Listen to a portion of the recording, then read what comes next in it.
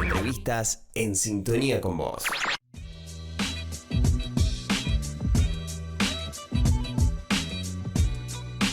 Bueno, muy bien, y continuamos en sintonía con vos en este 1 de enero. Estamos en este 2022, claro, me cuesta decirlo, ¿no? Iba a decir en este 2021. Y ya estamos con nuestra entrevistada en línea, con Mariana Romero, que es médica investigadora de SEDES, CONICET, especialista en salud reproductiva. Hola, Mariana, ¿cómo estás? Carito Murisi te saluda, ¿cómo te va?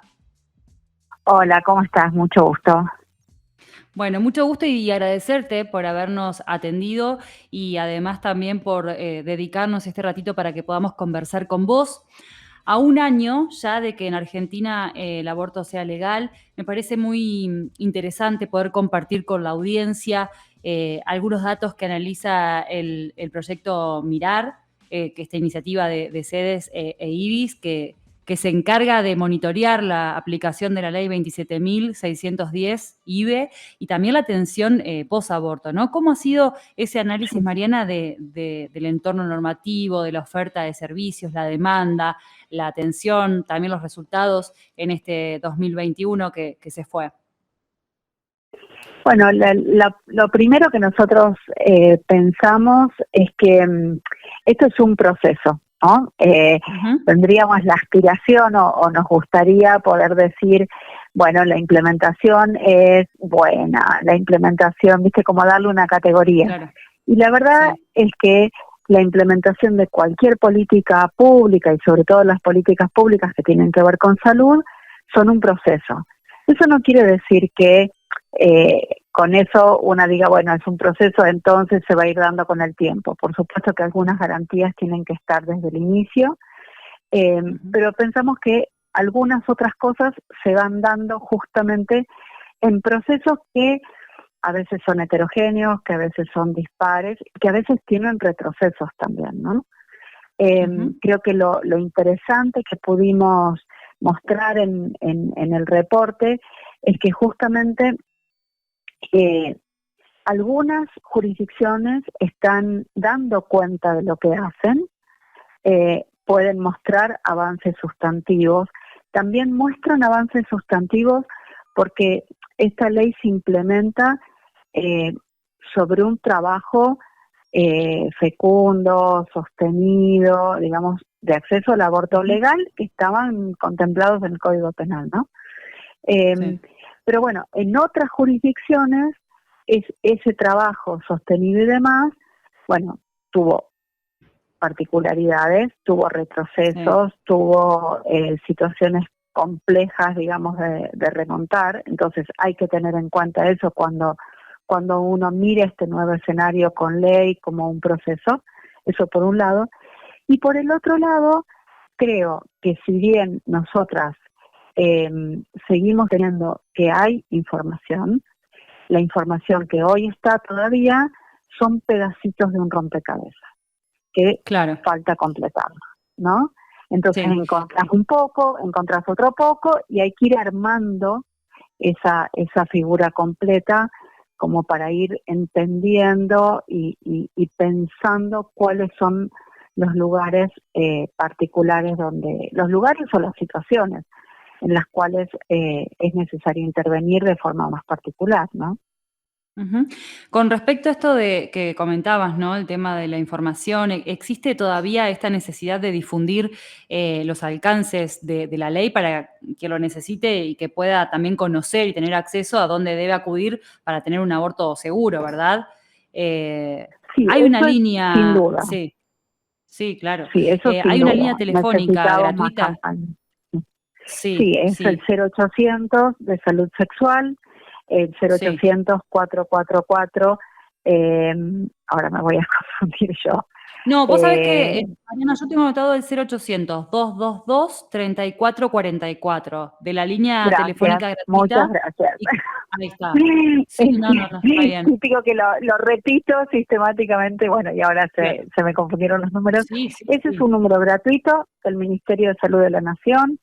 Ese número, en particular, toda esa iniciativa cumplió 10 años hace un par de años atrás. Es un número que desde el debate de 2018 y particularmente en este año pasado 2021, digamos, en contexto de pandemia y con ley vigente, cumplió y cumple un rol muy particular, ¿no? Porque da información, porque orienta a dónde ir si la persona que llama no sabe, porque además si la persona sufrió o fue, digamos, o no o sufrió maltrato institucional o fue a un centro de salud o a un hospital y no logró entender el circuito de atención, puede llamar a ese número, se orienta a través de la referente de salud reproductiva, etcétera. Pero aún así, para poder llamar a ese número, la persona tiene que saber que el número existe, ¿no? Claro. Entonces, ahí es donde el proceso justamente o la necesidad de que exista esa fuente de información y otras es muy importante, porque sin información es muy difícil que alguien pueda hacer ejercicio de su derecho, ir a un centro de salud y pedir atención y decirlo sin temor. Bueno, vengo a buscar una interrupción voluntaria del embarazo, vengo a buscar una vida, vengo a buscar un aborto, ¿no? Que es, bueno, probablemente uno de los eslabones en los que más hay que trabajar. Mariana, bueno, primero antes que nada te saludo, soy Víctor Timoneda y acerca de lo que vos decías hace un rato, está claro que a lo largo de nuestro país hay provincias que se ha avanzado más que en otras. Por ejemplo, a ver, hubo complicaciones en Corrientes, en San Juan, en Formosa, en Salta. Te pregunto, ¿en qué consisten estas diferencias y cuáles son los obstáculos principales para poder ejecutar la ley? Bueno, uno de los obstáculos que yo te mencionaba, Carito, antes, es el hecho de cuál es el piso de donde partieron, ¿no? Las provincias que venían implementando la ILE, aplicando los protocolos vigentes, etcétera, bueno, en general eran provincias que estaban en mejores condiciones. Hubo, además, jurisdicciones en las cuales el debate de 2018, a pesar de que senadores rechazan la ley, fue como un empujón muy interesante para empezar a expandir los servicios de interrupción legal del embarazo, ¿no? La ciudad de Buenos Aires, que lo venía haciendo de antes, hace un proceso de expansión muy grande entre 2018 y el 2020, ¿no? La provincia de Buenos Aires, que es una provincia grande, compleja y demás, durante el año 2020 también hace una expansión importante, lo reporta, lo muestra. Otras provincias que sabemos que tienen avances considerables, como La Pampa, quizás la información no está tan disponible públicamente. Entonces, ahí creo que la pena, ahí hablo como investigadora más que nada, es que no podamos tener esa información porque muy probablemente a otras jurisdicciones las lecciones aprendidas que tienen les sirvan mucho. Entonces es un llamado a que estas provincias que probablemente tengan muy buenas experiencias empiecen a publicar. Y también se aprende de la mala experiencia, algunas cosas que han pasado en las provincias que mencionaste, en Salta, el procesamiento de una médica ante un aborto hecho, digamos, legal y en las condiciones que marca la ley, con historia clínica, con todo, bueno, ella está procesada, otras situaciones de denuncia de obstáculos de distinta índole, digamos, nos enteramos por los medios, por suerte, porque bueno, eso hace que digamos, ahí también los medios ayuden a la rendición de cuentas y las comunicadoras y comunicadores puedan como levantar estas luces de alarma.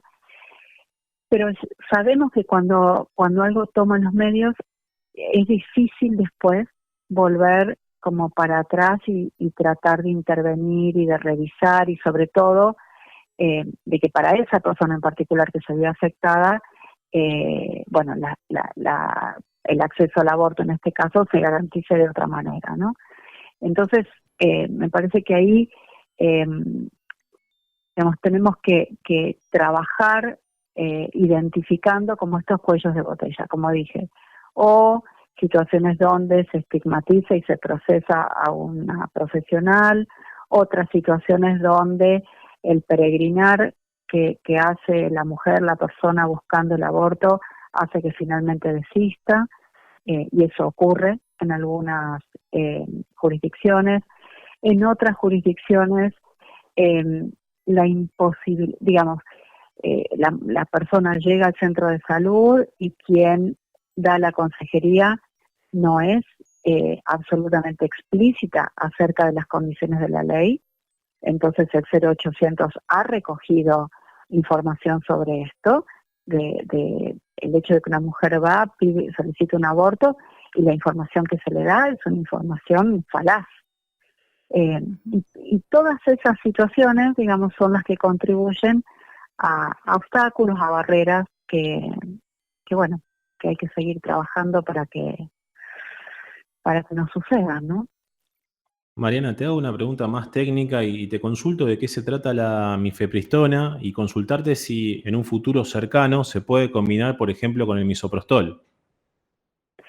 La mifepristona, y me hiciste una pregunta que me gusta y me parece importante que lo tratemos. La mifepristona junto con el misoprostol son el tratamiento, digamos, el estándar de oro para el aborto con medicamentos en los protocolos internacionales, en las guías de la Organización Mundial de la Salud. ¿Por qué? Porque combinados tienen una eficacia mayor, digamos que la posibilidad de completar el aborto es más probable, pero además tiene una serie de beneficios en el sentido en que acorta el tiempo en el que el aborto, digamos, va a ocurrir y disminuye el dolor. Entonces, digamos, ¿qué esperamos? Que esta tecnología, que es una tecnología de punta, bueno, la Argentina pueda disponer de ella lo más pronto posible. ¿Y qué se necesita para eso? Bueno, el registro del medicamento por parte de los laboratorios, ¿no? Esperamos que eso ocurra pronto. Mariana, quería consultarte por el tema de los profesionales de la salud, ¿no? Porque ante la legalización del aborto entiendo que tuvo que haber capacitaciones para el personal de salud en cuanto a las técnicas específicas y también en cuanto al trato, ¿no? Hacia las pacientes.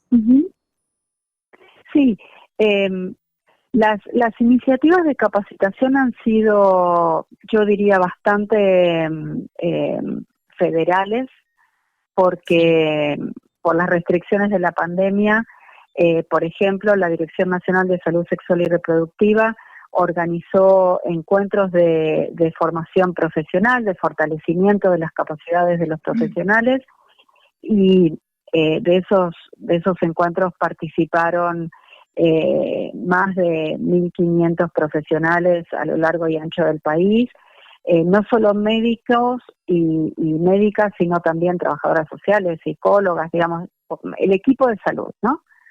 Esa es como una línea de capacitación. Hay otras capacitaciones organizadas por organizaciones de la sociedad civil, ¿no?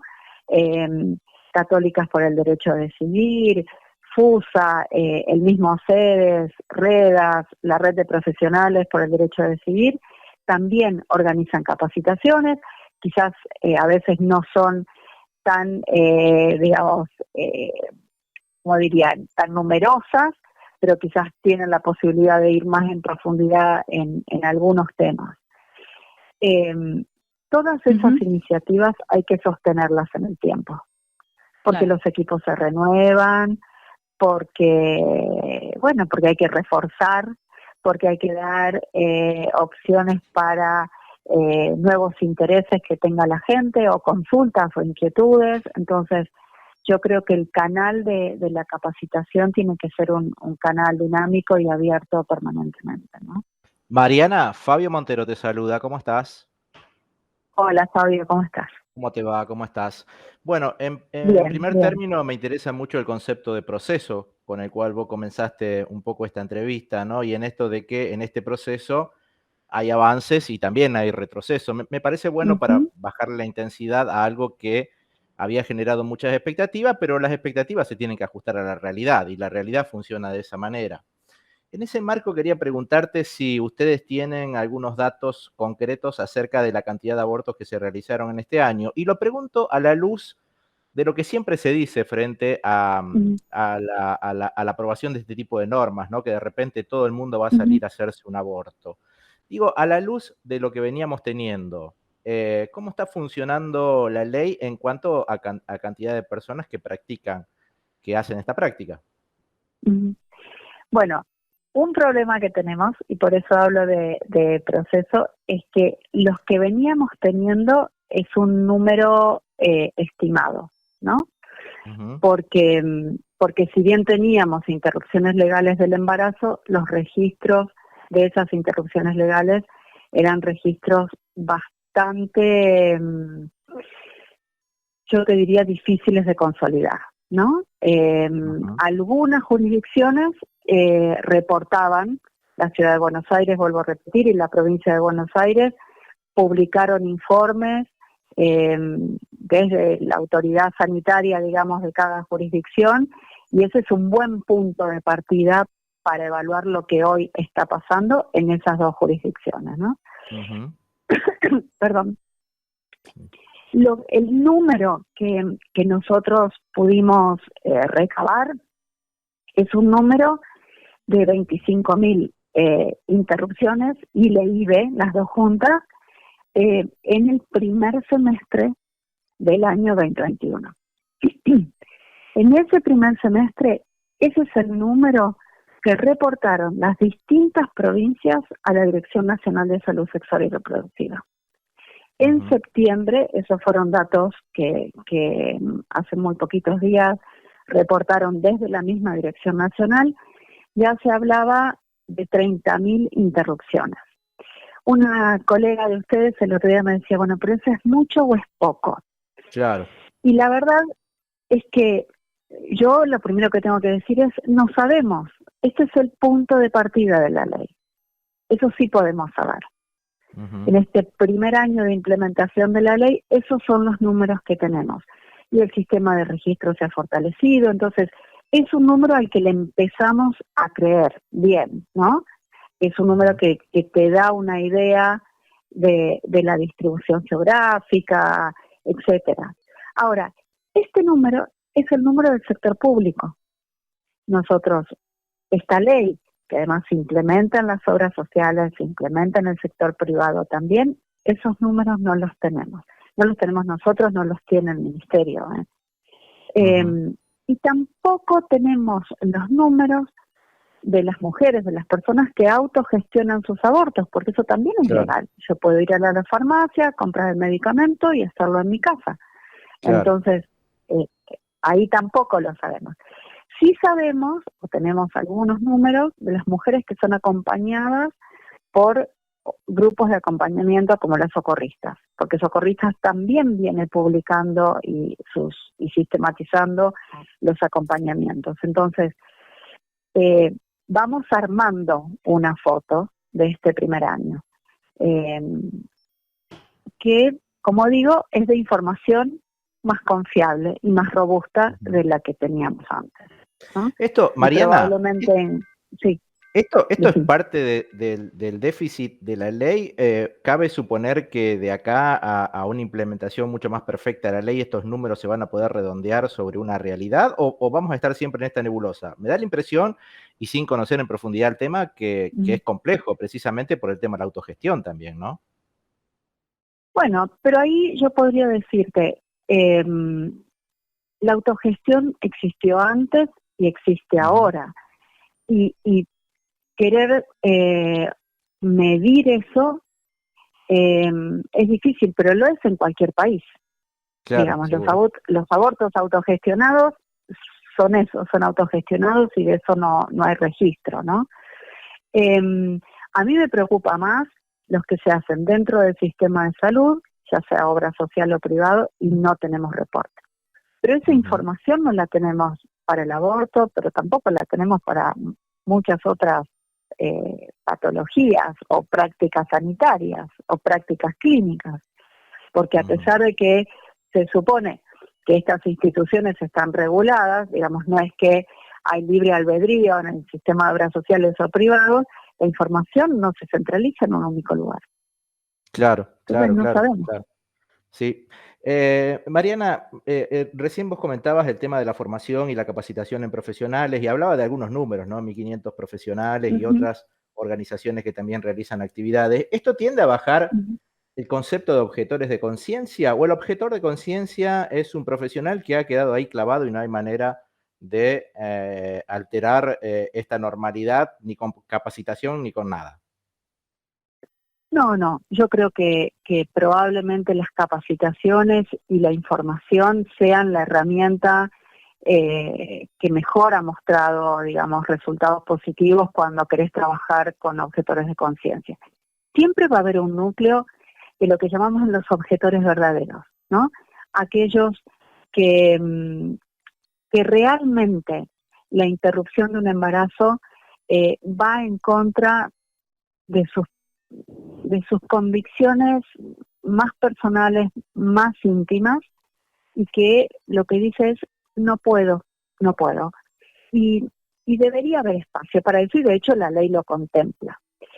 Sin embargo, nosotros sabemos que hay también un grupo de personas que declaran su objeción, a veces por ignorancia del marco legal o por temor, a veces por la condena social, y por la condena de sus propios compañeros o compañeros de trabajo, ¿no? Y a veces por la sensación de una sobrecarga de trabajo respecto del resto, ¿no? Entonces dice, no, yo objeto porque no me voy a ocupar de lo que nadie quiere hacer. En la medida en que podamos trabajar con más información, con más sensibilización, mostrar además que digamos, quien hace es quien está garantizando la ley y quien no hace está violando la ley. Digo, me parece que en ese sentido, por ejemplo, el procesamiento y finalmente la sentencia a este médico, a Rodríguez Lastra, que intervino, digamos, interrumpiendo un proceso de aborto de una joven en Neuquén. Bueno, todo eso va mostrando que negar el derecho, que obstaculizar, tiene consecuencias. Entonces, tal cual, digo, Mariana. Sí, el círculo virtuoso hay que armarlo con la capacitación, pero también totalmente. hay que, digamos, poder estar atentas a que ese tipo de situaciones no se den, y cuando se dan, bueno, arbitrar los medios administrativos o legales que sean necesarios, ¿no? Si te parece, Mariana, repetimos entonces el 0800-222-3444, línea telefónica gratuita y confidencial de salud sexual y reproductiva, ¿verdad? Sí, por favor, y que si necesitan información, si tienen que reportar una situación de obstaculización o de violación de los derechos, que no duden en llamar. Por supuesto. Bueno, la verdad que muy valioso el contacto con vos y te queremos agradecer muchísimo por haber charlado con nosotros. No, por favor, a ustedes. Muchas gracias. Gracias, que tengas un excelente 2022. Hasta luego. Ustedes también. Chao. Chau. Hablábamos con Mariana Romero, médica investigadora de SEDES, CONICET, especialista en salud reproductiva.